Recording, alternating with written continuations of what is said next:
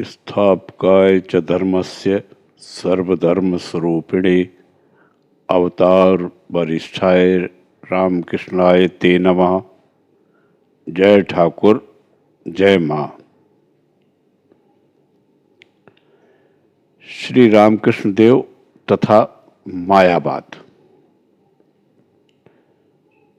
दक्षिणेश्वर मंदिर में मनमोहन, महिमा आदि भक्तों के साथ। चलो भाई, फिर उनके दर्शन करने चले। उन्हीं महापुरुष बालक स्वरूप को देखें जो मां के सिवा और कुछ भी नहीं जानते, जो हमारे लिए ही शरीर धारण करके आए हैं। वही बतलाएंगे इस कठिन जीवन समस्या की पूर्ति कैसे होगी। वे सन्यासी को बतलाएंगे और गृहस्थ को भी बतलाएंगे। उनका द्वार सभी के लिए खुला हुआ है। वे दक्षिणेश्वर के काली मंदिर में हमारे लिए प्रतीक्षा कर रहे हैं। चलो चलकर उनके दर्शन करें। वे अनंत गुणों के आधार हैं। वे प्रसन्न मूर्ति हैं। उनकी बातों को सुनकर आंखों से आंसू बह चलते हैं। चलो भाई, वे अहेतुक कृपा सिंधु हैं, प्रिय दर्शन है। ईश्वर के प्रेम में दिन रात मस्त रहने वाले उन सहास्य मूर्ति श्री रामकृष्ण देव के दर्शन कर हम अपने इस मनुष्य जन्म को सार्थक करें। आज रविवार है, 26 अक्टूबर 1884। कार्तिक की शुक्ला सप्तमी हेमंत काल है। दिन का दूसरा पहर है। श्री रामकृष्ण देव अपने कमरे में भक्तों के साथ बैठे हुए हैं। कमरे के साथ मिला हुआ पश्चिम की ओर अर्धगोलाकार एक बरामदा है।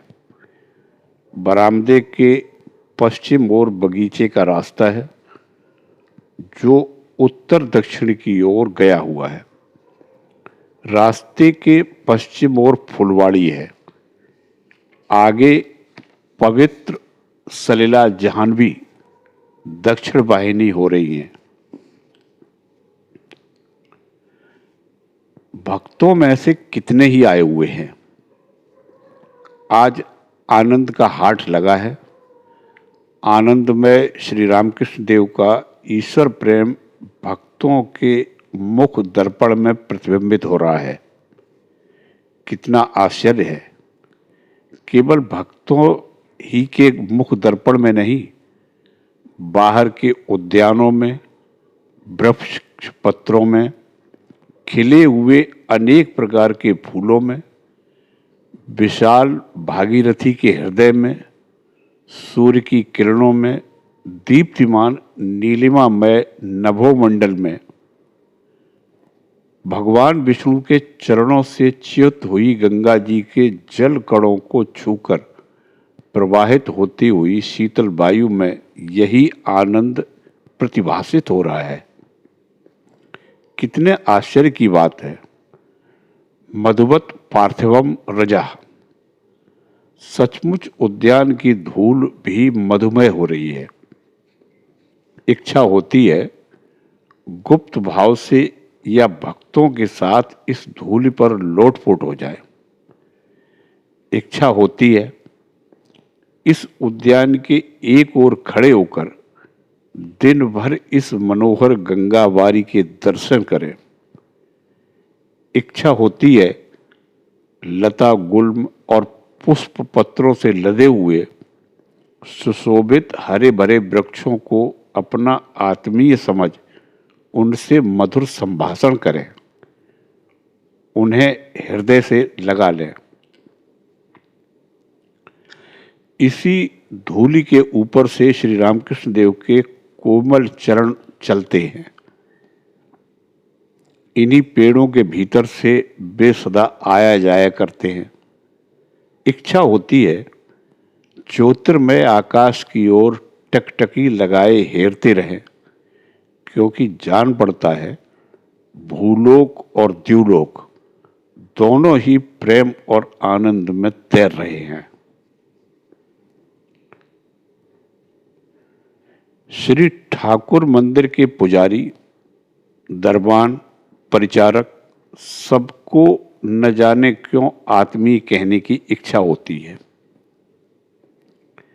क्यों यह जगह बहुत दिनों के बाद देखी गई जन्मभूमि की तरह मधुर लग रही है। आकाश, गंगा, देव मंदिर, उद्यान पथ, वृक्ष, लता, गुल्म, सेवकगण, आसन पर बैठी हुई भक्त मंडली, सब मानो एक ही वस्तु से बनाए हुए जान पड़ते हैं। जिस वस्तु से श्री रामकृष्ण देव बनाए गए हैं, जान पड़ता है ये भी उसी वस्तु से बनाए गए हैं। जैसे एक मोम का बगीचा हो, पेड़, पल्लव, फूल, कमल सब मोम के। बगीचे के रास्ते, बगीचे के माली, बगीचे के निवासी, बगीचे के भीतर का गृह सब मोम के। यहाँ का सब कुछ मानो आनंद ही से रचा गया है। श्री मनमोहन, श्रीयुत महिमाचरण और मास्टर वहाँ बैठे हुए थे। क्रमशः ईशान, हृदय और हाजरा भी आए और भी बहुत से भक्त बैठे हुए थे। बलराम और राखाल इस समय वृंदावन में थे। इस समय कुछ नए भक्त भी आते जाते थे। नारायण, पलटू, छोटे नरेंद्र, तेजचंद्र, विनोद, हरिपद। बाबूराम कभी कभी यहीं आकर रह जाते हैं। राम, सुरेश, केदार और देवेंद्र आदि भक्तगण प्रायः आते हैं। कोई एक हफ्ते बाद, कोई 2 हफ्ते के बाद। लाटू यहीं रहते हैं। योगीन का घर नजदीक है, वे प्रायः रोज आया जाया करते हैं। नरेंद्र कभी कभी आते हैं। आते ही आनंद का मानो हाथ लग जाता है। नरेंद्र जब अपने उस देव दुर्लभ कंठ से ईश्वर का नाम गुण गाते हैं, तब श्री रामकृष्ण देव को अनेक प्रकार के भावों का आवेश होता रहता है। समाधि होती है, जैसे एक उत्सव हो। श्री रामकृष्ण देव की बड़ी इच्छा है कि लड़कों में से कोई उनके पास रहे, क्योंकि वे शुद्धात्मा हैं, संसार में विवाह आदि के बंधनों में नहीं पड़े। बाबूराम से श्री रामकृष्ण देव रहने के लिए कहते हैं, वे कभी कभी रहते भी हैं। श्रीयुत अधर सेन प्रायः आया करते हैं। कमरे के भीतर भक्तगण बैठे हुए हैं। श्री रामकृष्ण देव बच्चे की तरह खड़े होकर कुछ सोच रहे हैं। भक्तगण उनकी ओर देख रहे हैं। श्री रामकृष्ण देव मनमोहन से बोले, सब राम मैं देख रहा हूं। तुम लोग सब बैठे हुए हो, देखता हूं सब राम ही हैं, एक एक अलग अलग। मनमोहन बोले, राम ही सब हुए हैं, परंतु आप जैसा कहते हैं आपो नारायण, जल नारायण है, परंतु कोई जल पिया जाता है, किसी जल से मुंह धोया जाता है और किसी जल से बर्तन साफ किए जाते हैं। श्री रामकृष्ण देव बोले, हाँ, परंतु देखता हूं कि वे ही सब कुछ हैं, जीव जगत वे ही हुए हैं। यह बात कहते हुए श्री रामकृष्ण देव अपनी छोटी खाट पर जा बैठे। श्री रामकृष्ण देव महिमाचरण से बोले, क्यों जी, सच बोलना, इसलिए मुझे कहीं स्वच्छता का रोग तो नहीं हो गया? अगर एकाएक कह दूं कि मैं न खाऊंगा तो भूख लगने पर भी फिर खाना न होगा। अगर कहूं झाऊ तल्ले में मेरा लोटा लेकर अमुक आदमी को जाना होगा, तो यदि कोई दूसरा आदमी ले जाता है तो उसे लौटा देना पड़ता है। यह क्या हुआ भाई? इसका क्या कोई उपाय नहीं है? साथ भी कुछ लाने की शक्ति नहीं है। पान, मिठाई, कोई वस्तु साथ नहीं ला सकता। इस तरह संचय होता है ना, हाथ से मिट्टी भी नहीं ले सकता। इसी समय किसी ने आकर कहा, महाराज, हृदय यदु मलिक के बगीचे में आया है, फाटक के पास खड़ा है, आपसे मिलना चाहता है। श्री रामकृष्ण देव भक्तों से कह रहे हैं, हृदय से जरा मिल लो, तुम लोग बैठो। यह कहकर काले रंग की चट्टी पहनकर पूर्व वाले फाटक की ओर चले। साथ में केवल मास्टर हैं। लाल सुर्खी की राह है, उसी राह से श्री रामकृष्ण देव पूर्व की ओर जा रहे हैं। रास्ते में खजांची खड़े थे। उन्होंने श्री रामकृष्ण देव को प्रणाम किया। दाहिनी ओर आंगन का फाटक छूट गया। वहां लंबी दाढ़ी वाले सिपाही बैठे हुए थे। बाईं ओर कोठी है, बाबुओं का बैठक खाना। पहले यहां नील की कोठी थी, इसीलिए इसे कोठी कहते हैं। इसके आगे रास्ते के दोनों ओर फूल के पेड़ हैं। थोड़ी दूर रास्ते पर के बिल्कुल दक्षिण ओर गाजी तल्ला और काली मंदिर का तालाब है। पक्के घाट की सीढ़ियां दिखाई पड़ती हैं। क्रमशः आगे पूर्व द्वार आया। उसके बाईं ओर दरबान का घर है और दाहिनी ओर तुलसी का चौरा। उद्यान के बाहर आकर देखा, यदु मलिक के बगीचे के फाटक के पास हृदय खड़ा था। हृदय का आगमन। हृदय हाथ जोड़कर खड़े हैं। श्री रामकृष्ण देव को राजपथ पर देखते ही उन्होंने साष्टांग प्रणाम किया। दंडवत भूमि पर लेट गए। श्री रामकृष्ण देव ने उठने के लिए कहा। हृदय फिर हाथ जोड़कर बालक की तरह रो रहे हैं। आश्चर्य है कि श्री रामकृष्ण देव भी रो रहे हैं। नेत्र में कई बूंद आंसू दिख पड़े। उन्होंने हाथ से आंसू पोंछ डाले और आंसू आए ही ना हो। जिस हृदय ने उन्हें इतना कष्ट दिया था, उसी के लिए वे दौड़े आए और रो रहे हैं। श्री रामकृष्ण देव बोले, इस समय तू कैसे आया? हृदय रोते हुए बोले, आप ही से भेंट करने के लिए आया हूं। अपना दुख मैं और किससे कहूं? श्री रामकृष्ण देव सांत्वना देते हुए बोले, संसार में ऐसा दुख तो लगा ही है। संसार में रहो तो सुख और दुख होते ही रहते हैं। मास्टर को दिखाकर बोले, ये लोग कभी कभी इसीलिए आते हैं।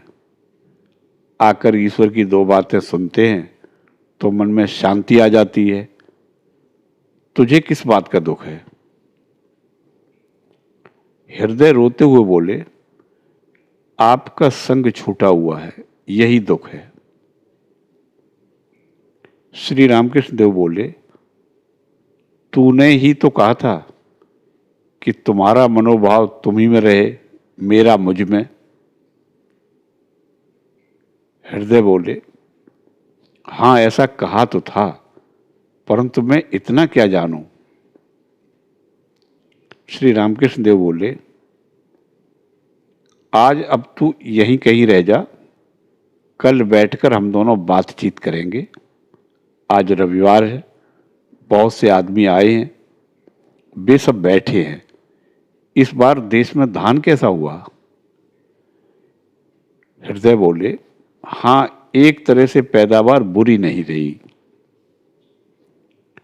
श्री रामकृष्ण देव बोले, तो आज तू जा, किसी दूसरे दिन आना। हृदय ने फिर श्री रामकृष्ण देव को साष्टांग प्रणाम किया।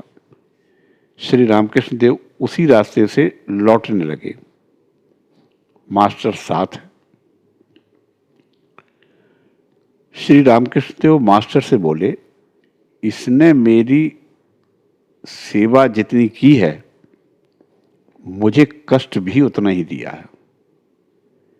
जब पेट की बीमारी से मेरी देह में बस 2 हाड़ रह गए थे, कुछ खाया नहीं जाता था, तब इसने मुझसे कहा, यह देखो मैं किस तरह खाता हूं, अपने ही गुणों से तुमसे नहीं खाया जाता। फिर कहता था, अक्ल के दुश्मन, मैं अगर न होता तो तुम्हारी साधुगिरी निकल गई होती। एक दिन तो इसने इतना कष्ट दिया कि मैं पोस्ता के ऊपर से ज्वार के पानी में प्राण छोड़ने के लिए चला गया था। मास्टर यह सुनकर आश्चर्यचकित हो गए। सोचने लगे, इस तरह के आदमी के लिए भी रो रहे थे। श्री रामकृष्ण देव मास्टर से बोले, अच्छा इतनी सेवा करता था, फिर उसे ऐसा क्यों हुआ। जिस तरह आदमी बच्चे को देख रेख करते हैं, इसने उसी तरह मेरी की थी। मैं दिन रात बेहोशी की हालत में रहता था, तिस पर बहुत दिनों तक बीमार पड़ा था। वह जिस तरह मुझे रखता था, मैं उसी तरह रहता था। मास्टर क्या कहते, चुप थे। वे शायद सोच रहे थे कि हृदय ने निष्काम भाव से श्री रामकृष्ण देव की सेवा नहीं की। बातचीत करते हुए श्री रामकृष्ण देव अपने कमरे में आए। भक्तगण प्रतीक्षा कर रहे थे।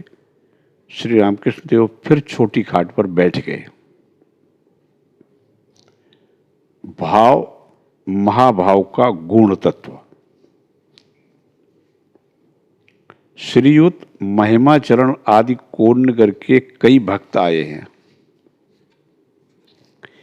इनमें से एक ने कुछ देर तक श्री रामकृष्ण देव के साथ विचार किया। कोन्नगर के भक्त बोले, महाराज, मैंने सुना है आपको भावावेश होता है, समाधि होती है। क्यों होती है, किस तरह होती है, हमें समझाइए। श्री रामकृष्ण देव बोले, श्रीमती राधिका को महाभाव होता था। जब कोई सखी छूने के लिए कहती, तब दूसरी कहती है, इस कृष्ण के विलास अंग को न छू। इनके शरीर में इस समय कृष्ण विलास कर रहे हैं। शरीर का अनुभव हुए बिना भाव या माभाव नहीं होता।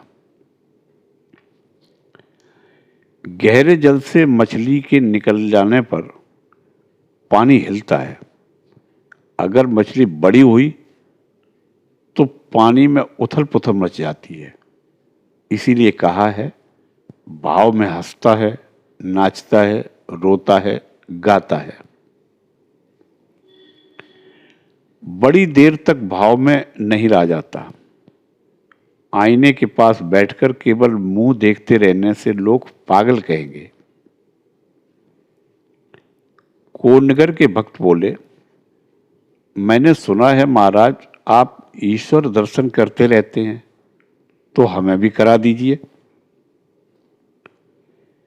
श्री रामकृष्ण देव बोले, सब कुछ ईश्वर के अधीन है। भला आदमी क्या कर सकता है। उनका नाम लेते हुए कभी अश्रुधारा बहती है, कभी नहीं।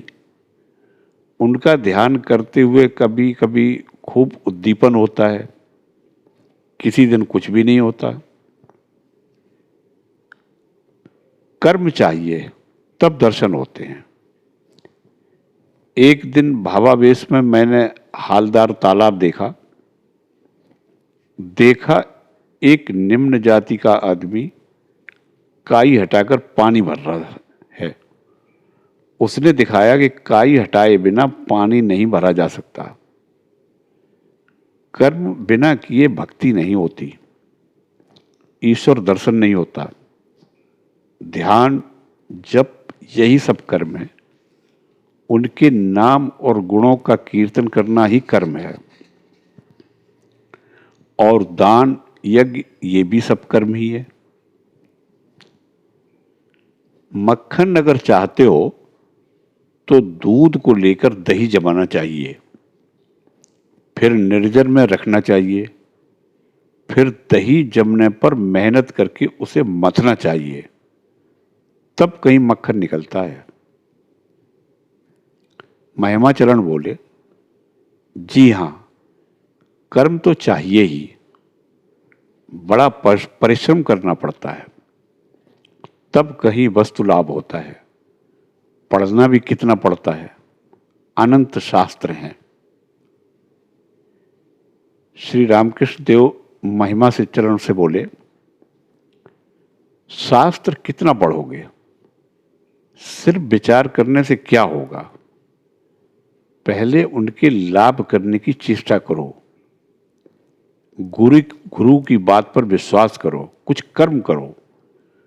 गुरु न रहे तो ईश्वर से व्याकुल होकर प्रार्थना करो। वे कैसे हैं, वे खुद समझा देंगे। किताब पढ़कर क्या समझोगे। जब तक बाजार नहीं जाया जाता तब तक दूर से बस हो हल्ला सुन पड़ता है। बाजार पहुंचने पर एक और तरह की बात होती है। तब सब साफ दिख पड़ता है और साफ सुन पड़ता है। आलू लो और पैसे दो, साफ सुनाई देता है। दूर से समुद्र के हरहराने का ही शब्द सुन पड़ता है। पास जाने पर कितने ही जहाजों को जाते हुए देखते हैं, कितने ही पक्षियों को उड़ते हुए और उठती हुई कितने ही तरंगे देखोगे। पुस्तक पढ़कर ठीक अनुभव नहीं होता, बड़ा अंतर है। उनके दर्शनों के बाद पुस्तक, शास्त्र और साइंस सब तिनके जैसे जान पड़ते हैं। बड़े बाबू के साथ परिचय की आवश्यकता है।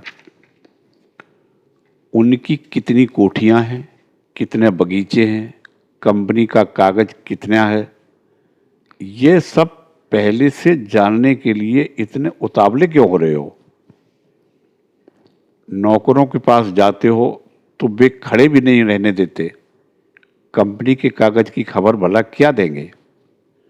परंतु किसी तरह बड़े बाबू से एक बार मिल भर लो, चाहे धक्के खाकर मिलो और चाहे चार दीवारी लांघकर। तब उनके कितने मकान हैं, कितने बगीचे हैं, कितने का कंपनी के कागज हैं, वे खुद बतला देंगे। बाबू से भेंट हो जाने पर नौकर और दरबान सब सलाम करते हैं, सब हंसते हैं। भक्त बोले, अब बड़े बाबू से भेंट भी कैसे हो। श्री रामकृष्ण देव बोले, इसीलिए कर्म चाहिए। ईश्वर हैं यह कहकर बैठे रहने से कुछ नहीं होगा। किसी तरह उनके पास तक जाना होगा। निर्जन में उन्हें पुकारो, प्रार्थना करो, दर्शन दो कह के कर व्याकुल होकर रो। कामिनी और कांचन के लिए पागल होकर घूम सकते हो तो उनके लिए भी कुछ पागल हो जाओ। लोग कहें कि संसार ईश्वर के लिए अमुक व्यक्ति पागल हो गया है, कुछ दिन सब कुछ छोड़कर उन्हें अकेले में पुकारो। केवल वे हैं यह कहकर बैठे रहने से क्या होगा? हालदार तालाब में बहुत बड़ी बड़ी मछलियां हैं, परंतु तालाब के किनारे बैठे रहने से ही क्या कहीं मछली पकड़ी जा सकती है? पानी में मसाला डालो, क्रमशः गहरे पानी से मछलियां निकलकर मसाले के पास आएंगी, तब पानी में हिलता डुलता रहेगा, तब तुम्हें आनंद होगा। कभी किसी मछली का कुछ अंश दिखाई पड़ा, मछली उछली और पानी में एक शब्द हुआ, जब देखा तब तुम्हें और आनंद मिला। दूध जमाकर दही मथोगे तभी तो मक्खन निकलेगा। महिमाचरण से बोले, यह अच्छी बला सिर चढ़ी, ईश्वर से मिला दो और आप चुपचाप बैठे रहेंगे। मक्खन निकालकर मुंह के पास रखा जाए, सब हंसते हैं।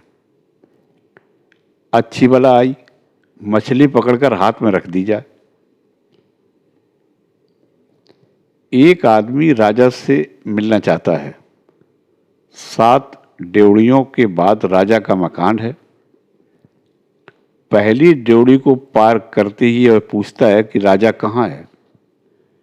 जिस तरह का प्रबंध है उसी के अनुसार 7 ड्योढ़ियों को पार करना होगा या नहीं? महिमाचरण बोले, किस कर्म से हम उन्हें प्राप्त कर सकते हैं? श्री रामकृष्ण देव बोले, उन्हें अमुक कर्म से आदमी पाता है और अमुक से नहीं, यह बात नहीं। उनका मिलना उनकी कृपा पर अवलंबित है। हाँ, व्याकुल होकर कुछ कर्म करते रहना चाहिए। विकलता के रहने पर उनकी कृपा होती है। कोई सुयोग मिलना चाहिए, चाहे साधु संग हो या विवेक हो या सदगुरु की प्राप्ति। कभी इस तरह का सुयोग मिल जाता है कि बड़े भाई ने संसार का कुलभार ले लिया, या स्त्री विद्या शक्ति धर्मात्मा निकली, या विवाह ही न हुआ। इस तरह संसार में न फंसना पड़ा।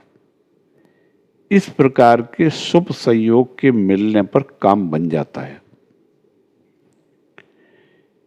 किसी के घर में सख्त बीमारी थी, अब तब हो रहा था।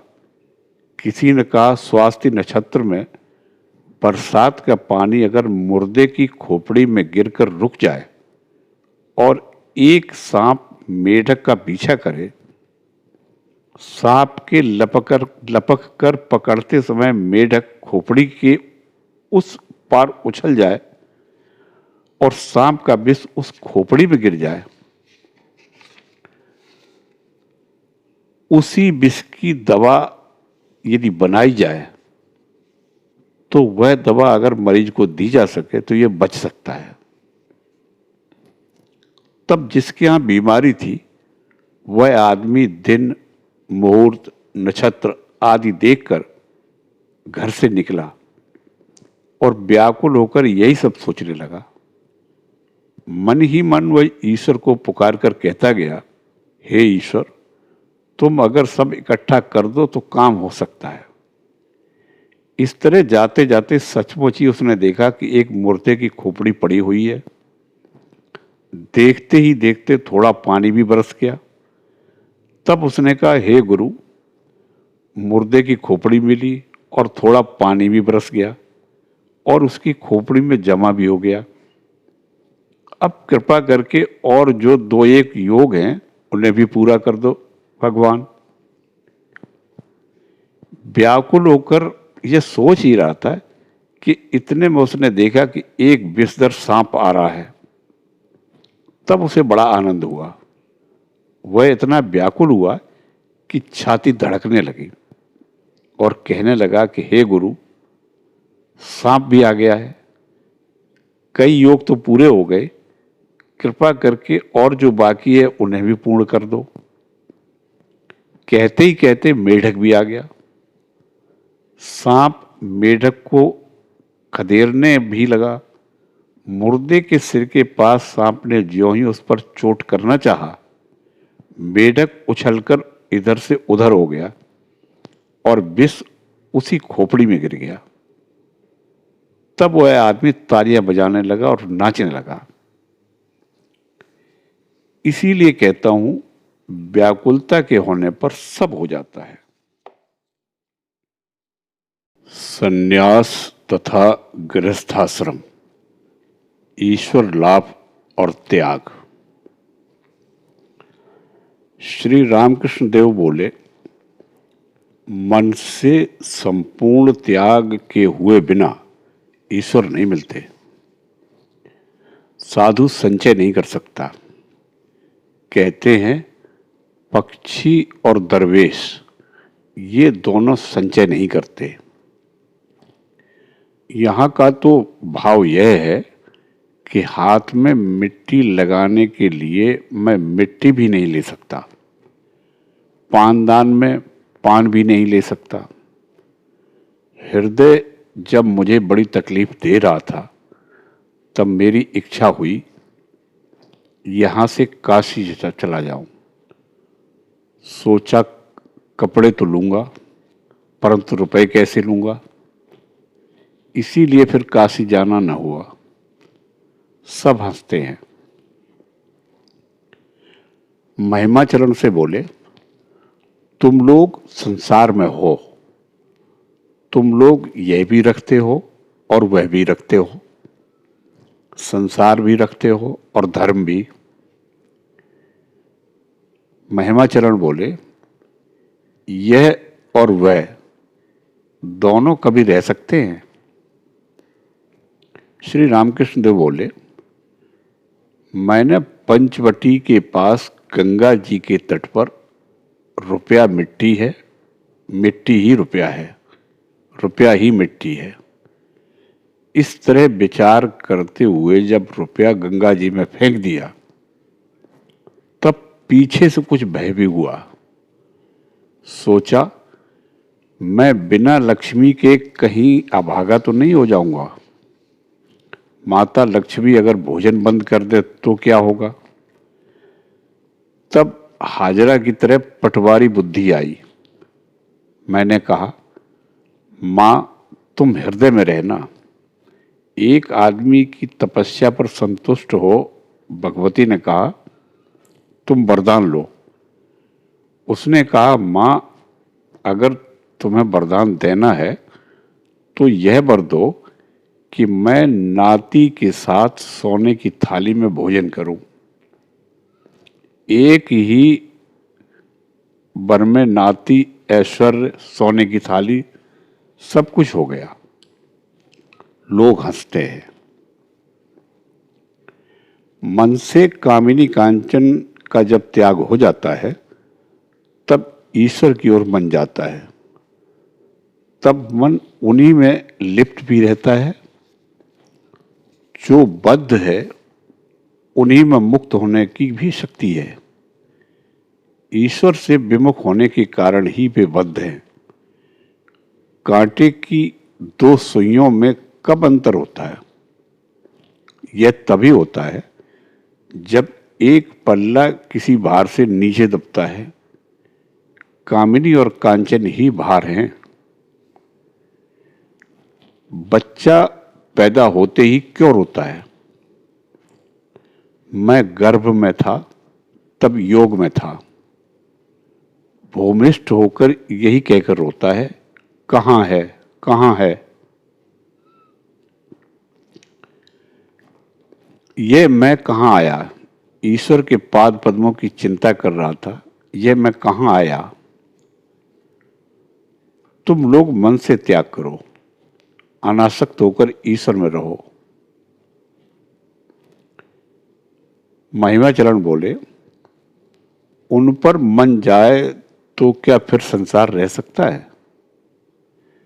श्री रामकृष्ण देव बोले, यह क्या? संसार में नहीं रहोगे तो जाओगे कहां? मैं देखता हूं, मैं जहां रहता हूं वह राम की अयोध्या है। यह संसार राम की अयोध्या है। श्री रामचंद्र जी ने ज्ञान प्राप्त करके गुरु से कहा, मैं संसार का त्याग करूंगा। दशरथ उन्होंने समझाने के लिए वशिष्ठ को भेजा। वशिष्ठ ने कहा, राम को तीव्र वैराग्य है। तब कहा, राम पहले मेरे साथ कुछ विचार कर लो, फिर संसार छोड़ना। अच्छा, प्रश्न यह है कि क्या संसार ईश्वर से कोई अलग चीज है? अगर ऐसा हो तो तुम इसका त्याग कर सकते हो। राम ने देखा, ईश्वर ही जीव और जगत सब कुछ हुए हैं। उनकी सत्ता के कारण सब कुछ सत्य जान पड़ता है। तब श्री रामचंद्र जी चुप हो रहे। संसार में काम और क्रोध, इन सब के साथ लड़ाई करनी पड़ती है। कितनी ही वासनाओं से संग्राम करना पड़ता है, आसक्तियों से भिड़ना पड़ता है। लड़ाई किले में रहकर की जाए तो सुविधाएं हैं, घर से लड़ना ही अच्छा है। भोजन मिलता है, धर्म पत्नी भी बहुत कुछ सहायता करती है। कलिकाल में प्राण अन्नगत हैं। अन्न के लिए 10 जगहों मारे मारे फिरने की अपेक्षा एक जगह रहना ही अच्छा है। घर में किले के भीतर रहकर लड़ना अच्छा है। और संसार में आंधी से उड़ती हुई झूठी पत्तल की तरह रहो। झूठी पत्तल को आंधी कभी घर के भीतर ले जाती है, कभी नावदान में।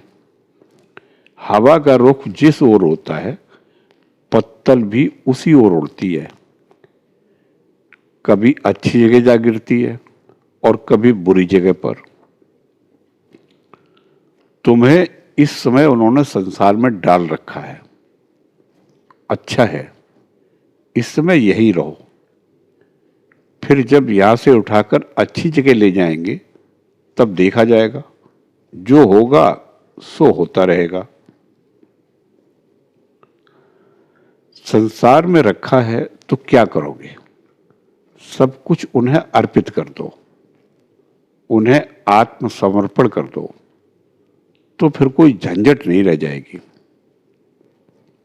तब देखोगे कि वे ही सब कुछ कर रहे हैं, सभी राम की इच्छा है। एक भक्त बोले, राम की इच्छा, यह कैसी कहावत है? श्री रामकृष्ण देव बोले, किसी गांव में एक जुलाहा रहता था। वह बड़ा धर्मात्मा था। सबको उस पर विश्वास था और सब लोग उसे प्यार भी करते थे। जुलाहा बाजार में कपड़े बेचा करता था। जब खरीदार दाम पूछते तो वह कहता, राम की इच्छा से सूत का दाम हुआ 1 रुपया, मेहनत 4 आने की। राम की इच्छा से मुनाफा 2 आने और कुल कीमत राम की इच्छा से 1 रुपया 6 आने। लोगों का उस पर इतना विश्वास था कि उसी समय वे दाम देकर कपड़ा ले लेते थे। वह जुलाहा बड़ा भक्त था। रात को भोजन करके बड़ी देर तक चंडी मंडप में बैठा ईश्वर चिंतन किया करता था। उसके नाम और गुणों का कीर्तन भी वही करता था। एक दिन बड़ी रात हो गई, फिर भी उसकी आंख न लगी। वह बैठा हुआ था, कभी कभी तंबाकू पीता था। उसी समय उस रास्ते से डाकुओं का एक दल डाका डालने के लिए जा रहा था। उनमें कुलियों की कमी थी। उसे देखकर उन्होंने कहा, अबे हमारे साथ चल। यह कहकर उसका हाथ पकड़ दिया और उसे ले चले। फिर एक गृहस्थ के यहां उन लोगों ने डाका डाला। कुछ चीजें जुराहे पर लाद दी। इतने में ही पुलिस आ गई। डाकू भाग गए। सिर्फ जुलाहा सिर पर गट्ठर लिए हुए पकड़ा गया। उस रात को उसे हवालात में रखा। दूसरे दिन मजिस्ट्रेट साहब के कोर्ट में यह पेश किया गया। गांव के आदमी मामला सुनकर कोर्ट में हाजिर हुए। उन सब लोगों ने कहा, हुजूर, यह आदमी कभी डाका नहीं डाल सकता। साहब ने तब जुलाहे से पूछा, क्यों जी, तुम्हें क्या हुआ है, कहो। जुलाहे ने कहा, हुजूर, राम की इच्छा से मैंने रात को रोटी खाई। इसके बाद राम की इच्छा से मैं चंडी मंडप में बैठा हुआ था। राम की इच्छा से रात बहुत हो गई। मैं राम की इच्छा से उनकी चिंता कर रहा था और उनके भजन गा रहा था। उसी समय राम की इच्छा से डाकुओं का एक दल उस रास्ते से आ निकला। राम की इच्छा से वे लोग मुझे पकड़कर घसीट ले गए। राम की इच्छा से उन लोगों ने एक गृहस्थ के घर डाका डाला। राम की इच्छा से मेरे सिर पर गट्ठर लाद दिया। इतने में ही राम की इच्छा से पुलिस आ गई। राम की इच्छा से मैं पकड़ा गया। तब मुझे राम की इच्छा से हवालात में पुलिस ने बंद कर दिया। आज सुबह को राम की इच्छा से यह हुजूर के पास ले आई। उसे धर्मात्मा देखकर साहब ने जुलाहे को छोड़ देने की आज्ञा दी। जुलाहे ने रास्ते में अपने मित्रों से कहा, राम की इच्छा से मैं छोड़ दिया गया। संसार करना, संन्यास, यह भी सब राम की इच्छा से होता है। इसलिए उन पर सब भार छोड़कर संसार का काम करना चाहिए। नहीं तो और कुछ करो भी तो क्या करोगे। किसी क्लर्क को जेल हो गई थी। म्याद पूरी हो जाने पर वह जेल से निकाल दिया गया। अब बताओ, वह जेल से निकलकर मारे आनंद के नाचता रहे या फिर क्लर्की करे। संसारी अगर जीवन मुक्त हो जाए तो वह अनायास ही संसार में रह सकता है। जिसे ज्ञान की प्राप्ति हो गई है उसके लिए यहां वहां नहीं है, उसके लिए सब बराबर है। जिनके मन में वहां है उनके मन में यहां भी है। जब मैंने पहले पहल बगीचे में केशव सेन को देखा तब कहा, इसकी पूंछ गिर गई है। सभा भर के आदमी हंस पड़े। केशव ने कहा, तुम लोग हंसो मत, इसका कोई अर्थ है, इनसे पूछता हूं। मैंने कहा, जब तक मेढक के बच्चे की पूंछ नहीं गिर जाती तब तक उसे पानी में ही रहना पड़ता है। वह किनारे से चढ़कर सूखी जमीन में विचर नहीं सकता। ज्यों ही उसकी पूंछ गिर जाती है त्यों ही वह फिर उछल उछल कर जमीन पर आ जाता है। तब वह पानी में भी रह सकता है और जमीन पर भी। उसी तरह आदमी भी जब तक अविद्या की उसकी पूंछ नहीं गिर जाती तब तक वह संसार रूपी जल में ही पड़ा रहता है। अविद्या रूपी पूंछ के गिर जाने पर, ज्ञान होने पर ही मुक्त भाव से मनुष्य विचरण कर सकता है और इच्छा होने पर संसार में भी रह सकता है। निर्लिप्त संसारी। श्रीयुत महिमाचरण आदि भक्तगण बैठे हुए श्री रामकृष्ण देव के मधुर वचनामृत का पान कर रहे हैं। बातें क्या हैं? अनेक वर्णों के रत्न हैं। जिससे जितना हो सकता है वह उतना ही संग्रह कर रहा है। आंचल भर गया है, इतना भारी हो रहा है कि उठाया नहीं जाता। छोटे छोटे आधारों से भी और अधिक धारणा नहीं होती। सृष्टि से लेकर आज तक मनुष्यों के हृदय में जितनी समस्याओं का उद्भव हुआ है, सबकी पूर्ति हो रही है। पद्मलोचन, नारायण शास्त्री, गौरी पंडित, दयानंद सरस्वती आदि शास्त्रवेत्ता पंडितों को आश्चर्य हो रहा है। दयानंद जी ने जब श्री रामकृष्ण देव और उनकी समाधि अवस्था को देखा था, तब उन्होंने उसे लक्ष्य करते हुए कहा था, हम लोगों ने इतना वेदांत पढ़ा, परंतु उसका फल इस महापुरुष में ही नजर आया। इन्हें देखकर प्रमाण मिला कि सब पंडितगण शास्त्रों का मंथन कर केवल उसका मट्ठा पीते हैं, मक्खन तो ऐसे ही महापुरुष खाया करते हैं। उधर अंग्रेजी के उपासक केशव चंद्र सेन जैसे पंडितों को भी आश्चर्य हुआ है। वे सोचते हैं, कितने आश्चर्य की बात है, एक निरक्षर मनुष्य ये सब बातें कैसे कह रहा है। यह तो बिल्कुल मानो ईसा की बातें हैं। वही ग्रामीण भाषा, उसी तरह कहानियों में समझाना, जिससे स्त्री, पुरुष, बच्चे सब लोग आसानी से समझ सकें। ईसा माता पिता कहकर पागल हुए थे, ये माँ माँ कहकर पागल हुए हैं। केवल ज्ञान का भंडार नहीं, ईश्वर प्रेम की अविरल वर्षा हो रही है, फिर भी उसकी समाप्ति नहीं होती।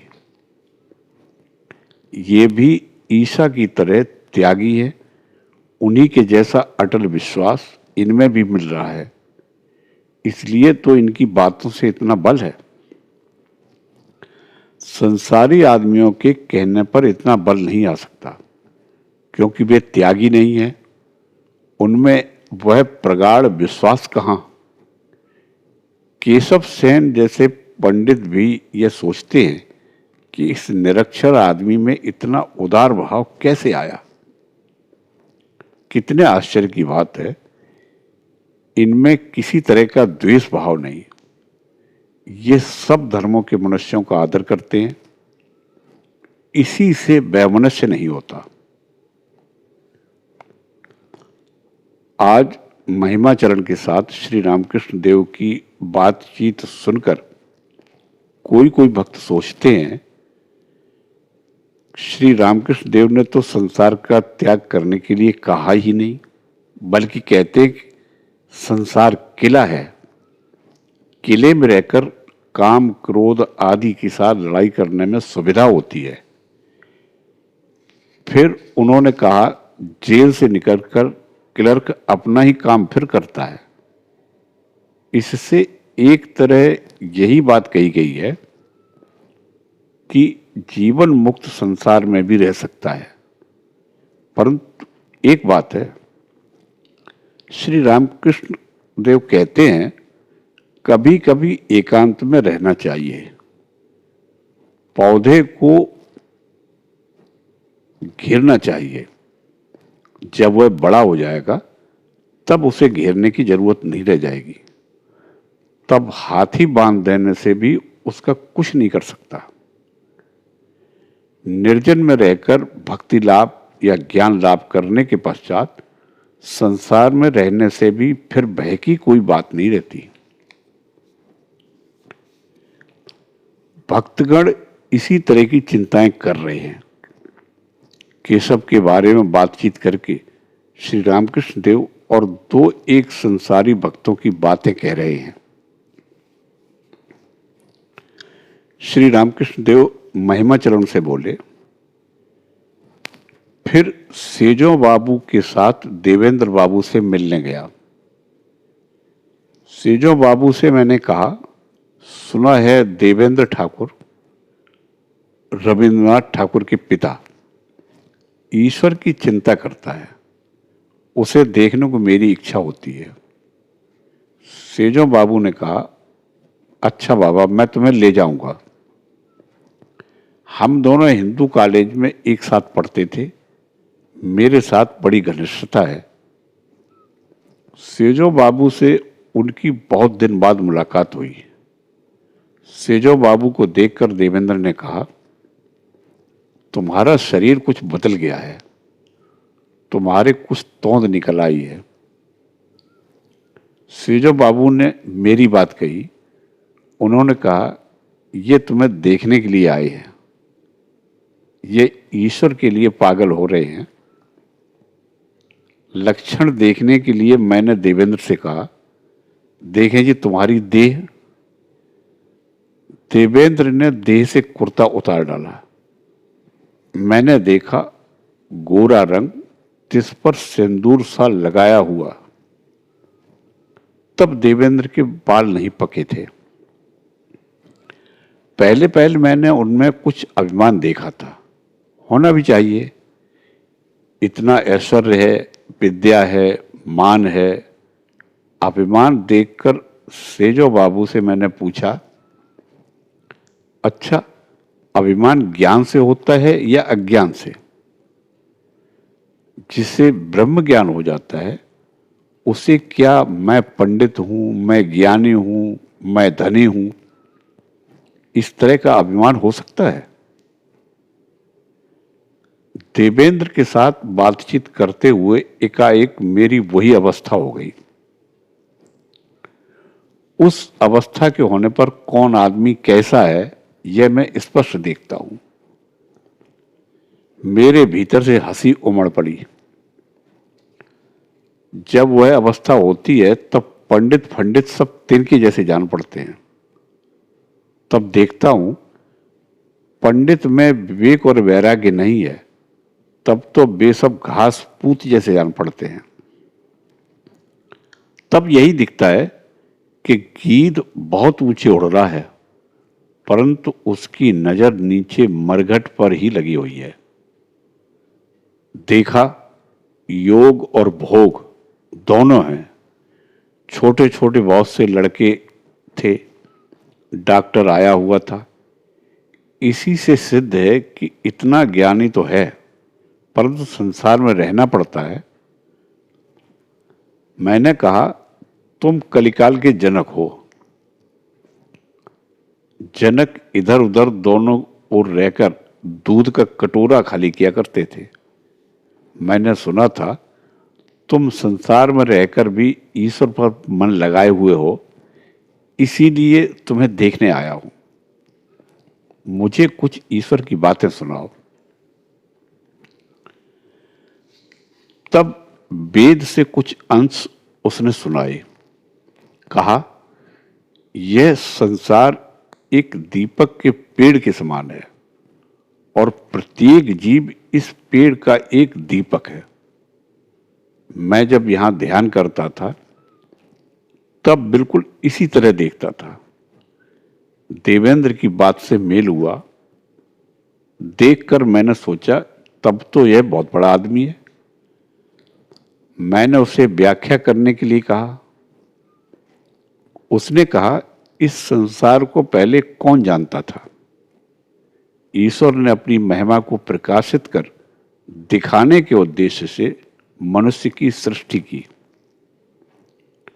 पेड़ के उजाले के न रहने पर सब अंधेरा हो जाता है, पेड़ भी नहीं दिख पड़ता। बहुत बातें होने के बाद देवेंद्र ने खुश होकर कहा, आपको उत्सव में आना होगा। मैंने कहा, वह ईश्वर की इच्छा। मेरी यह अवस्था तो देख ही रहे हो, वे कभी किसी भाव में रखते हैं, कभी किस भी भाव में। देवेंद्र ने कहा, नहीं, आना ही होगा, परंतु धोती और चद्दर ये दोनों कपड़े आप जरूर पहने हुए हों। आपको ऊल जलूल देखकर अगर किसी ने कुछ कह दिया तो मुझे बड़ा कष्ट होगा। मैंने कहा, यह मुझसे ना होगा, मैं बाबू नहीं बन सकूंगा। देवेंद्र और सेजो बाबू हंसने लगे।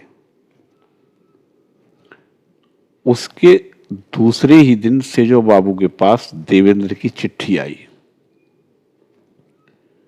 मुझे उत्सव देखने के लिए जाने से उन्होंने रोका था। लिखा था, देह पर एक चद्दर भी न रहेगी तो असभ्यता होगी। सभी हंसते हैं। महिमाचरण से बोले, एक और हैं कप्तान, संसारी तो है परंतु बड़ा भक्त है, तुम उससे मिलना। कप्तान को वेद, वेदांत, गीता, भागवत यह सब कंठाग्र याद है, तुम बातचीत करके देखना। बड़ी भक्ति है। मैं बराह नगर की राह से जा रहा था, वह मेरे ऊपर छाता लगाता था। अपने घर ले जाकर बड़ी खातिर की। पंखा जलता था, पैर दबाता था और कितनी ही तरह की तरकारियां बनाकर खिलाता था। मैं एक दिन उसके यहां पाखाने में बेहोश हो गया। वह इतना आचारी तो है, परंतु पाखाने के भीतर मेरे पास जाकर मेरे पैर फैलाकर मुझे बैठा दिया। इतना आचारी है, परंतु घृणा नहीं की। कप्तान के पल्ले बड़ा खर्च है। उसके भाई बनारस में रहते हैं, उन्हें खर्च देना पड़ता है। उसकी बीवी पहले बड़ी कंजूस थी, अब इतनी पलट गई है कि खर्च संभाल नहीं सकती। कप्तान की स्त्री ने मुझसे कहा, इन्हें संसार अच्छा नहीं लगता, इसलिए एक बार इन्होंने कहा था कि संसार छोड़ दूंगा। हां, वह ऐसा बराबर कहा करता है। उसका वंश ही भक्त है। उसका बाप लड़ाई में जाया करता था। मैंने सुना है लड़ाई के समय वह एक हाथ से शिव की पूजा करता था और दूसरे से तलवार चलाता था। बड़ा आचारी आदमी है। मैं केशव सेन के पास जाता था, इसीलिए इधर महीने भर से नहीं आया। कहता है केशव सेन से के आचार भ्रष्ट हैं। अंग्रेजों के साथ भोजन करता है। उसने दूसरी जाति में अपनी लड़की का विवाह किया है। उसकी कोई जाति नहीं है। मैंने कहा, तुम्हें उन सब बातों से क्या काम? केशव सेन ने ईश्वर का नाम लेता है, इसीलिए मैं उसे देखने जाया करता हूं। ईश्वर की बातें सुनने के लिए वहां जाता हूं। मैं बेर खाता हूं, कांटों से मुझे क्या काम? फिर भी मुझे कप्तान ने नहीं छोड़ा। कहा, तुम केशव सेन के यहां क्यों जाते हो? तब मैंने कुछ चिढ़कर कहा, मैं रुपयों के लिए तो जाता नहीं, मैं ईश्वर का नाम सुनने के लिए जाया करता हूं। और तुम लाट साहब के यहां कैसे जाया करते हो? बेमलेच्छ हैं, उनके साथ कैसे रहते हो? यह सब कहने के बाद कहीं तब वह रुका, परंतु उसमें बड़ी भक्ति है। जब पूजा करता है तब कपूर की आरती करता है और पूजा करते हुए आसन पर बैठकर स्तव पाठ करता है। तब वह एक दूसरा ही आदमी रहता है, मानो तन्मय हो जाता है। वेदांत विचार, मायावाद और श्री रामकृष्ण देव।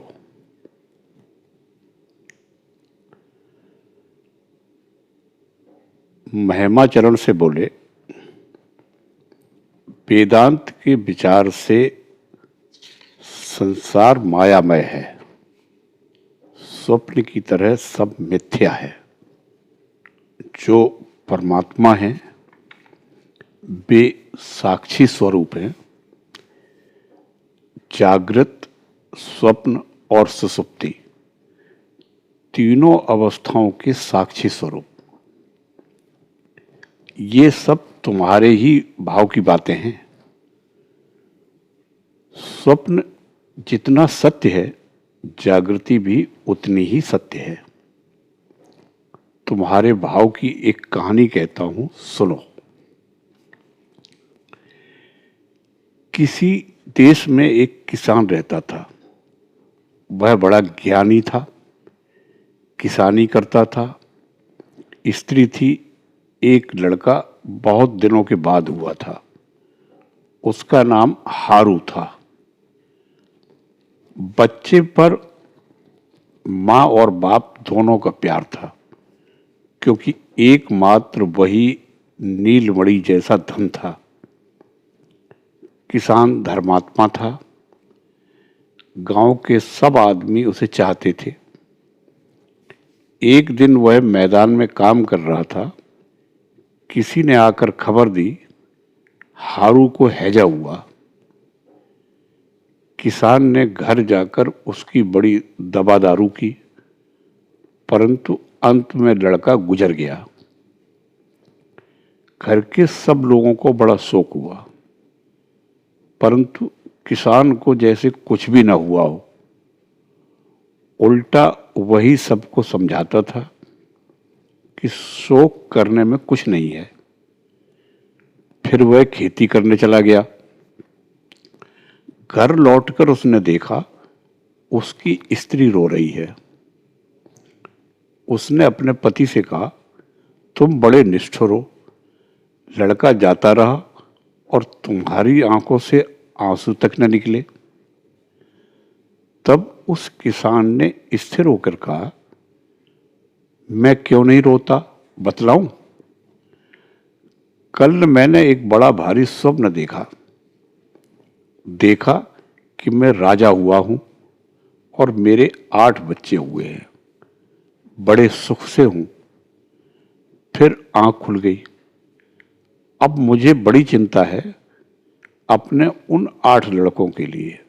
रोऊं या तुम्हारे इस एक लड़के हारू के लिए रोऊं? किसान ज्ञानी था, इसलिए वह देख रहा था कि स्वप्न की अवस्था जिस तरह मिथ्या थी, उसी तरह जागृति की अवस्था भी मिथ्या है। एक नित्य वस्तु केवल आत्मा ही है। मैं सब कुछ लेता हूं, तुरीय और जागृत, स्वप्न, सुषुप्ति, सब कुछ। मैं पिछली तीनों अवस्थाओं को मानता हूं, ब्रह्म और माया, जीव, जगत सब लेता हूं। यदि मैं कुछ कम लूं तो मुझे पूरा वजन न मिले। एक भक्त बोले, वजन में क्यों घटता है? सब हंसते हैं। श्री रामकृष्ण देव बोले, ब्रह्म जीव जगत विशिष्ट हैं। पहले नेति नेत करते समय जीव जगत को छोड़ देना पड़ता है। अहम बुद्धि जब तक है तब तक वे ही सब कुछ हुए हैं, ऐसा भाष्यत होता है। 24 तत्व वे ही हुए हैं। बेल का सार कहो तो उसका गूदा ही समझा जाता है, तब बीज और खोपड़ा निकाल देने पड़ते हैं। परंतु बेल वजन में कितना था, इसके कहने की आवश्यकता हुई तो केवल गूदा तोलने से काम नहीं चल सकता। तौलते समय गूदा, बीज, खोपड़ा सब कुछ लेना चाहिए। जिसका गूदा है उसके बीज भी हैं और खोपड़ा भी। जिनकी नित्यता है, लीला भी उन्हीं की है। इसीलिए मैं नित्यता और लीला सब मानता हूं। संसार को माया कहकर मैं उसका अस्तित्व लोप नहीं करता। यदि मैं वैसा करूं तो वजन पूरा न मिले। महिमाचरण बोले, यह बहुत अच्छा सामंजस्य है। नित्यता से ही लीला है और लीला से ही नित्यता है। श्री रामकृष्ण देव बोले, ज्ञानी सब कुछ स्वप्नवत देखते हैं, भक्तगण सभी अवस्थाएं मानते हैं। ज्ञानी दूध तो देते हैं पर बूंद बूंद करके, सब हंसते हैं। कोई कोई गौ ऐसी होती है कि घास चुन चुन कर चरती है, इसलिए दूध भी थोड़ा थोड़ा करके देती है। जो गौएं इतना चुनती नहीं और सब कुछ जो आगे आया खा लेती हैं, वे दूध भी खूब खर्राटे के साथ देती हैं। उत्तम भक्त नित्य और लीला दोनों को मानता है, इसीलिए नित्य के मन के उतर जाने पर भी वह उन्हें संभोग के लिए पाता है। उत्तम भक्त खर्राटे के साथ दूध देता है, सब हंसते हैं। महिमाचरण बोले, परंतु दूध में कुछ बू आती है। हंसते हुए बोले। श्री रामकृष्ण देव हंसते हुए बोले, हाँ आती है, परंतु कुछ उबाल देना पड़ता है। ज्ञानाग्नि पर दूध कुछ गर्म कर लिया जाए तो फिर बू नहीं रह जाती है। सब हंसते हैं। महिमाचरण से बोले, ओंकार की व्याख्या तुम लोग केवल यही करते हो, अकार उकार मकार। महिमाचरण बोले, अकार उकार और मकार का अर्थ है सृष्टि, स्थिति और प्रलय। श्री रामकृष्ण देव बोले, मैं उपमा देता हूं घंटे की टंकार से। टन। लीला से नित्य में लीन होना, स्थूल सूक्ष्म और कारण से महाकारण में लीन होना, जागृत स्वप्न और सुषुप्ति से तुर्य में लीन होना। घंटे का बजना मानो महासमुद्र में एक वजनदार चीज का गिरना है, फिर तरंगों का उठना शुरू होता है। नित्य से लीला का आरंभ होता है, महाकारण से स्थूल सूक्ष्म कारण शरीर का उद्भव होता है। तुरीय से जागृत स्वप्न और सुषुप्ति, ये सब अवस्थाएं आती हैं। फिर महासमुद्र की तरंग महासमुद्र में ही विलीन हो जाती है। नित्य से लीला है और लीला से नित्य। इसीलिए मैं टंकार की उपमा दिया करता हूं। मैंने यह सब यथार्थ रूप में देखा है, मुझे उसने दिखाया है। चित्त समुद्र है, उसका ओर छोर नहीं है। उसी से ये सब लीलाएं उठी हैं और फिर उसी में लीन हो गई हैं। चिदाकाश में करोड़ों ब्रह्मांड की उत्पत्ति होकर वे फिर उसी में लीन हो गए हैं। तुम्हारी पुस्तक में क्या लिखा है यह सब मैं नहीं जानता। महिमाचरण बोले, जिन्होंने देखा है उन्होंने शास्त्र लिखा ही नहीं है। वे तो अपने ही भाव में मस्त रहते थे। शास्त्र कब लिखते हैं? लिखने बैठिए तो कुछ हिसाबी बुद्धि की जरूरत होती ही है। उनसे सुनकर दूसरों ने लिखा है। श्री रामकृष्ण देव बोले, संसारी पूछते हैं कामिनी और कांचन की आसक्ति क्यों नहीं जाती? अरे भाई, उन्हें प्राप्त करो तो आसक्ति चली जाएगी। अगर एक बार ब्रह्मानंद मिल जाता है तो इंद्रिय सुखों या अर्थ या सम्मान आदि की ओर फिर मन नहीं जाता। कीड़ा अगर एक बार उजाला देख लेता है तो फिर अंधेरे में नहीं जाता। रावण से किसी ने कहा था, तुम सीता के लिए माया से अनेक रूप तो धरते हो, एक बार राम रूप धारण करके सीता के पास क्यों नहीं जाते? रावण ने कहा, तुक्षम ब्रह्म पदम पर वधु संग कुतः। जब श्री राम की चिंता करता हूं तब ब्रह्म पद भी तुच्छ जान पड़ता है। पराई स्त्री की तो बात ही क्या है। अतएव राम का रूप धारण करके मैं क्या करूंगा? भक्ति से संसारासक्ति कम होती है। इसी के लिए साधन भजन है। जितनी ही उनकी चिंता करेंगे संसार की भोग वासना उतनी ही घटती जाएगी। उनके पाद पद्मों में जितनी भक्ति होगी उतनी ही आसक्ति घटती जाएगी, उतना ही देह सुख की ओर मन हटता रहेगा। पराई स्त्री माता के समान जान पड़ेगी। अपनी स्त्री धर्म में सहायता देने वाली मित्र जान पड़ेगी। पशु भाव दूर हो जाएगा, देव भाव आएगा। संसार से बिल्कुल अनासक्त हो जाओगे। तब संसार में रहने पर भी जीवन मुक्त होकर विचरण करोगे। चैतन्य देव जैसे भक्त अनासक्त होकर संसार में थे।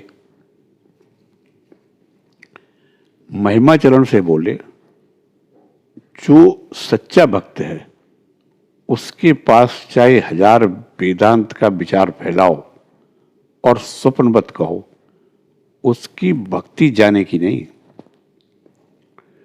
घूम फिरकर कुछ न कुछ रहेगी ही। बैत के वन में एक मूसल पड़ा मिला था, वही मूसलम कुल नाशनम हो गया था। शिव के अंश से पैदा होने पर मनुष्य ज्ञानी होता है। ब्रह्म सत्य है और संसार मिथ्या। इसी भाव की ओर मन झुका रहता है। विष्णु के अंश से पैदा होने पर प्रेम और भक्ति होती है। वह प्रेम वह भक्ति मिट नहीं सकती।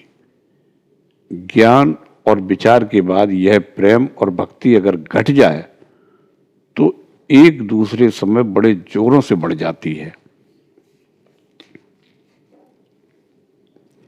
मातृ सेवा और श्री रामकृष्ण देव। हाजरा महाशय। श्री रामकृष्ण देव के कमरे के पूर्व वाले बरामदे में हाजरा महाशय बैठकर जप करते हैं। उम्र 46-47 होगी। श्री रामकृष्ण देव के देश के आदमी हैं। बहुत दिनों से वैराग्य है।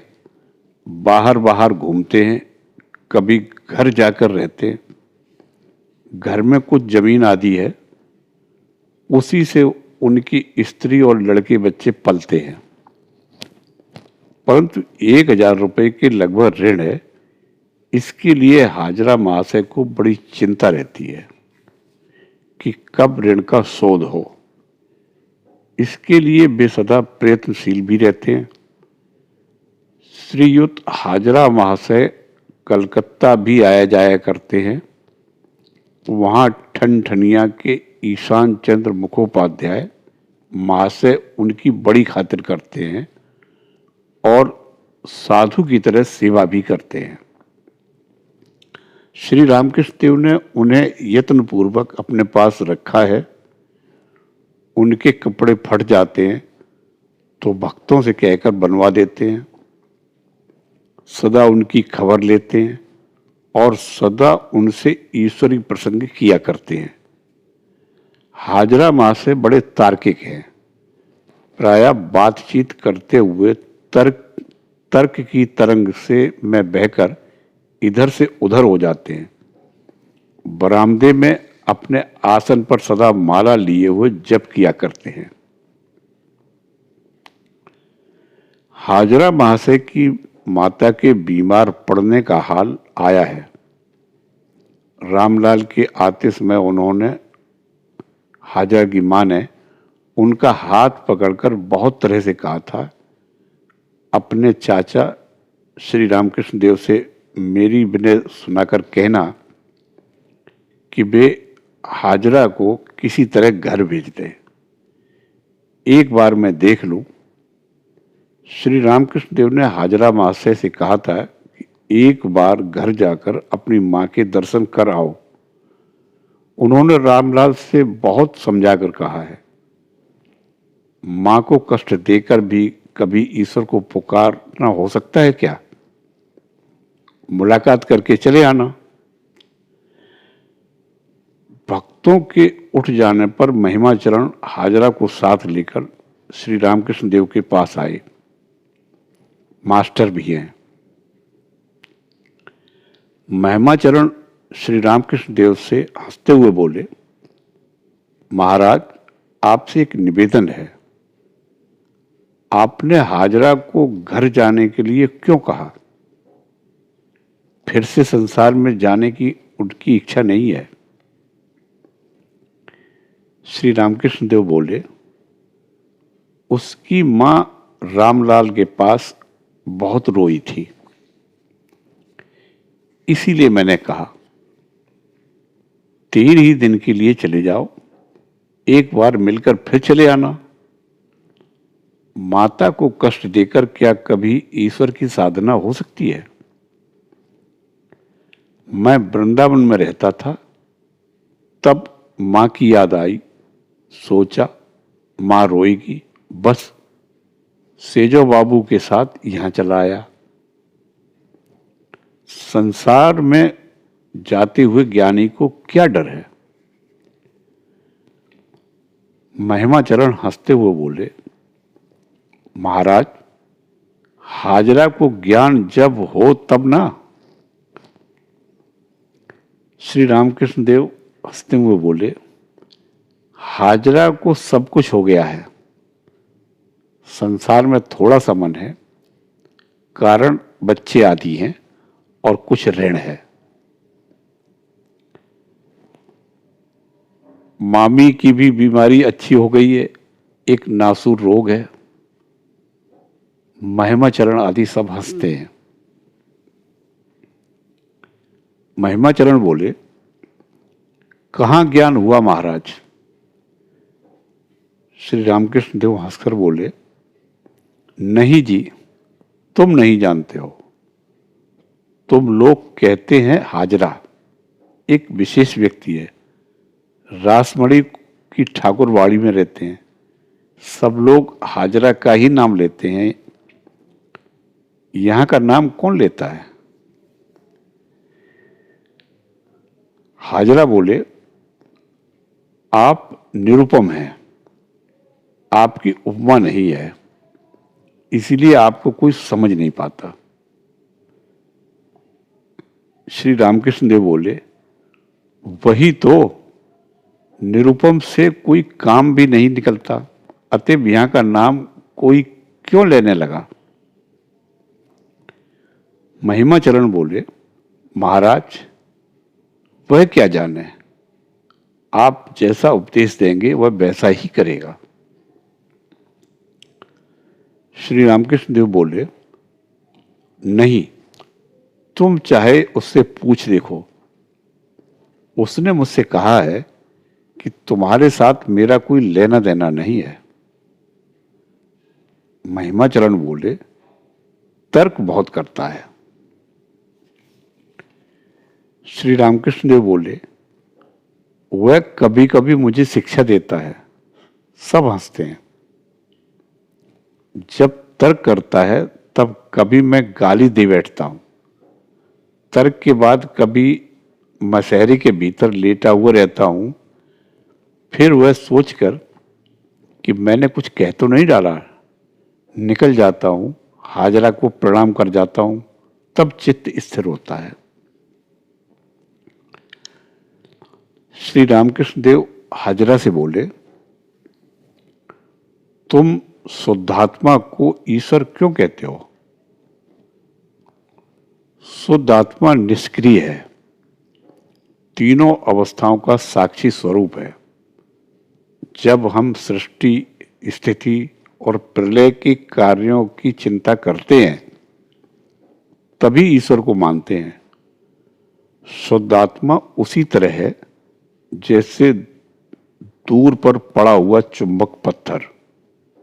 सुई हिल रही है परंतु चुंबक पत्थर चुपचाप पड़ा हुआ है, निष्क्रिय है। संध्या संगीत और ईशान से संवाद। संध्या हो रही है, श्री रामकृष्ण देव टहल रहे हैं। मणि को अकेले बैठे हुए और कुछ सोचते हुए देखकर एकाएक श्री रामकृष्ण देव ने उनसे स्नेह भरे स्वर में कहा, मार्किन के एक तो कुर्ते ला देना। सब के कुर्ते में पहन नहीं सकता।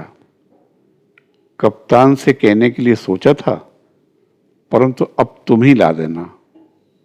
मणि खड़े हो गए, कहा जो आ गया। संध्या हो गई है। श्री रामकृष्ण देव के कमरे में धूप दी गई। वे देवताओं को प्रणाम करके बीज मंत्र जप कर नाम कीर्तन कर रहे हैं। घर के बाहर विचित्र शोभा है।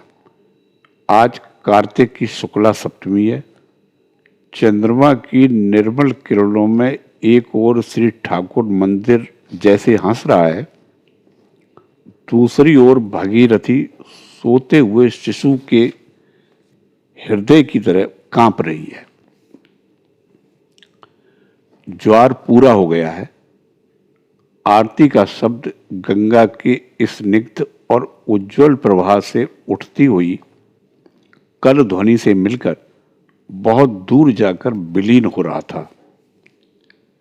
श्री ठाकुर मंदिर में एक ही साथ 3 मंदिरों में आरती हो रही है। काली मंदिर में, विष्णु मंदिर में और शिव मंदिर में। 12 शिव मंदिरों में एक एक के बाद आरती होती है। पुरोहित एक शिव मंदिर से दूसरे में जा रहे हैं। बाएं हाथ में घंटा है, दाहिने में पंच प्रदीप, साथ में परिचारक हैं, हाथ में झांझ लिए हुए। आरती हो रही है। उसके बाद श्री ठाकुर मंदिर के दक्षिण पश्चिम के कोने से शहनाई की मधुर ध्वनि सुन पड़ रही है। वही नौबत खाना है। संध्या की रागिनी बज रही है।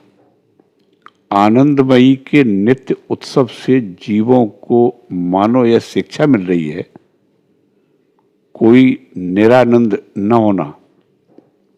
ऐहिक भावों में सुख और दुख तो है ही, जगदम्बा भी तो है। फिर क्या चिंता, आनंद करो। दासी के लड़के को अच्छा भोजन और अच्छे कपड़े नहीं मिलते, न उसके अच्छा घर है न अच्छा द्वार, फिर भी उसके हृदय में एक भरोसा रहता है कि उसकी मां है। एकमात्र माता की गोद उसका अवलंब है। यह बनी बनाई मां नहीं, अपनी निजी मां है। मैं कौन हूं, कहां से आया, कहां जाऊंगा, सब मां जानती है। इतना सोचेगा कौन? मैं जानता भी नहीं चाहता, मैं जानना भी नहीं चाहता। अगर समझने की जरूरत होगी तो वो समझा देगी। बाहर कौमुदी की उज्ज्वलता में संसार हंस रहा है और भीतर कमरे में भागवत प्रेमाभिलिप्त श्री रामकृष्ण देव बैठे हुए हैं। कलकत्ते से ईशान आए हैं। फिर ईश्वरी प्रसंग हो रहा है। ईशान को ईश्वर पर बड़ा विश्वास है। वे कहते हैं, जो घर से निकलते समय एक बार भी दुर्गा नाम स्मरण कर लेते हैं, शूल हाथ में लिए हुए शूल पाणी उनके साथ जाया करते हैं। विपत्ति में फिर भय क्या? शिव स्वयं उसकी रक्षा करते हैं। श्री रामकृष्ण देव ईशान से बोले, तुम्हें बड़ा विश्वास है, हम लोगों के इतना नहीं है। सब हंसते हैं। विश्वास से ही वे मिलते हैं।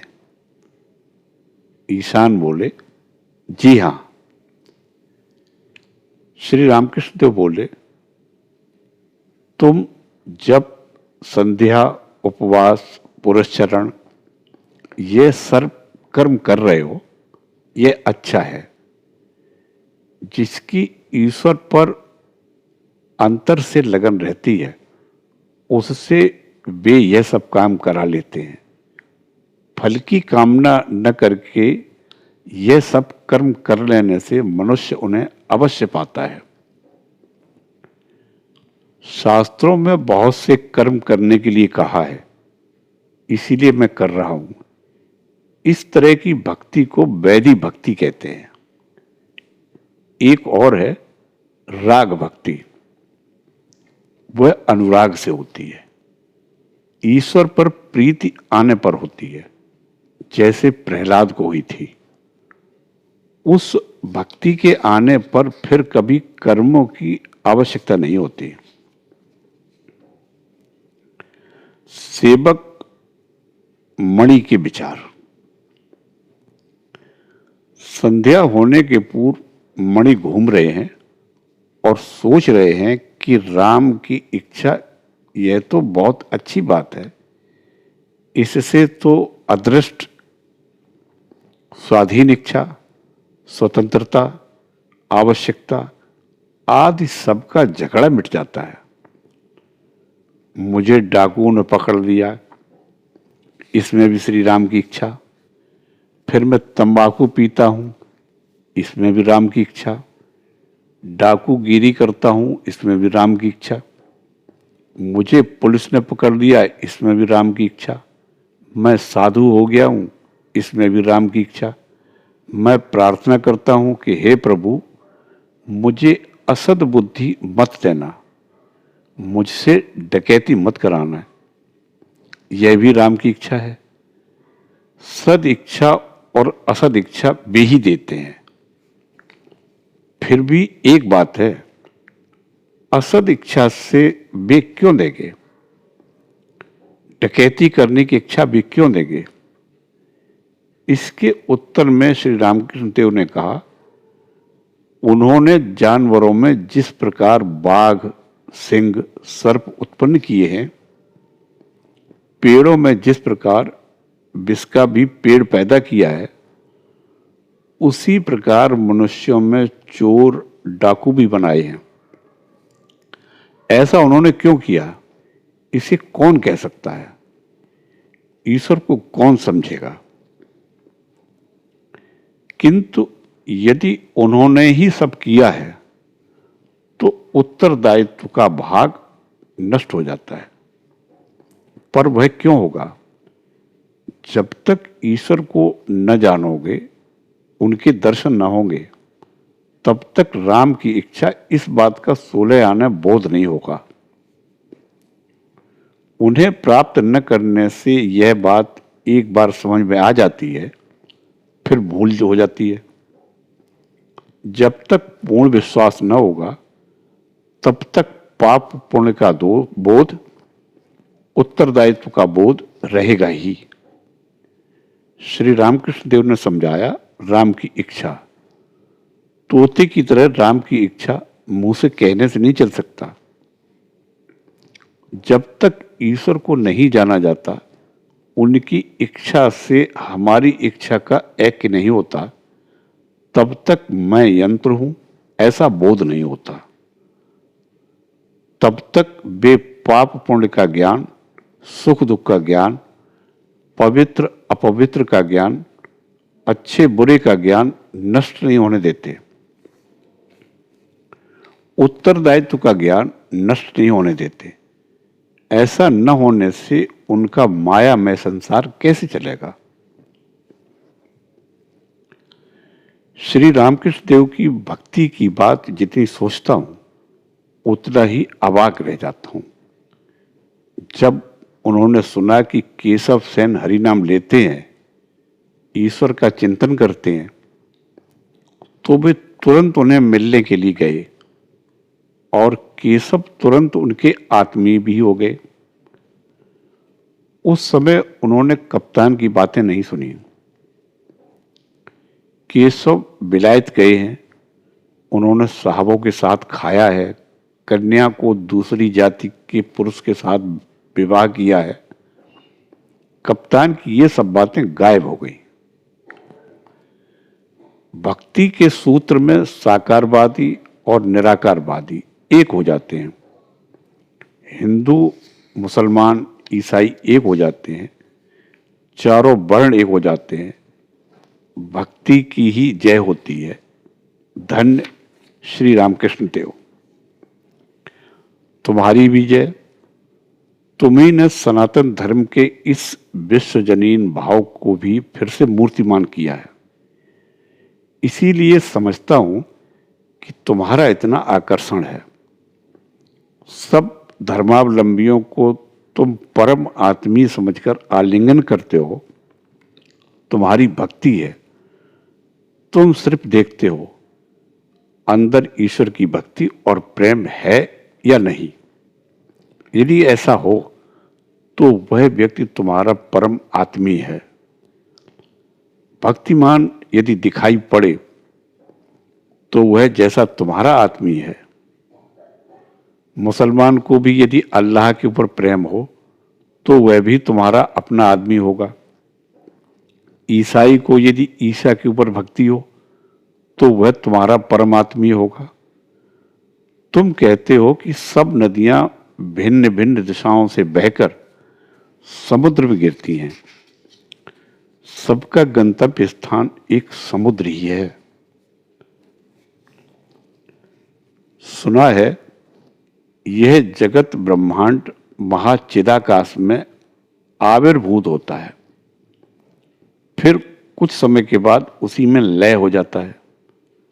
महासमुद्र में लहर उठती है, फिर समय पाकर लय हो जाती है। आनंद सिंधु के जल में अनंत लीला तरंगे हैं। इन लीलाओं का आरंभ कहाँ है, अंत कहाँ है, उससे मुंह से कहा नहीं जाता, मन से सोचा नहीं जाता। मनुष्य की क्या शक्ति है, उसकी बुद्धि की ही क्या शक्ति है।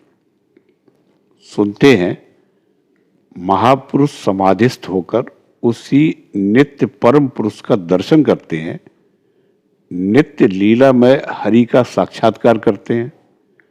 अवश्य करते हैं, कारण श्री रामकृष्ण देव ऐसा कहते हैं, किंतु चर्म चक्षुओं से नहीं। मालूम पड़ता है दिव्य चक्षु जिसे कहते हैं उसके द्वारा। जिन नेत्रों को पाकर अर्जुन ने विश्व रूप का दर्शन किया था, जिन नेत्रों से ऋषियों ने आत्मा का साक्षात्कार किया था, जिस दिव्य चक्षु से ईसा अपने स्वर्गीय पिता का बराबर दर्शन करते थे, वे नेत्र किसे होते हैं। श्री रामकृष्ण देव के मुंह से सुना था, वह व्याकुलता के द्वारा होता है। इस समय वह व्याकुलता किस प्रकार हो सकती है? क्या संसार का त्याग करना होगा? ऐसा भी तो उन्होंने आज नहीं कहा। जय ठाकुर, जय मां।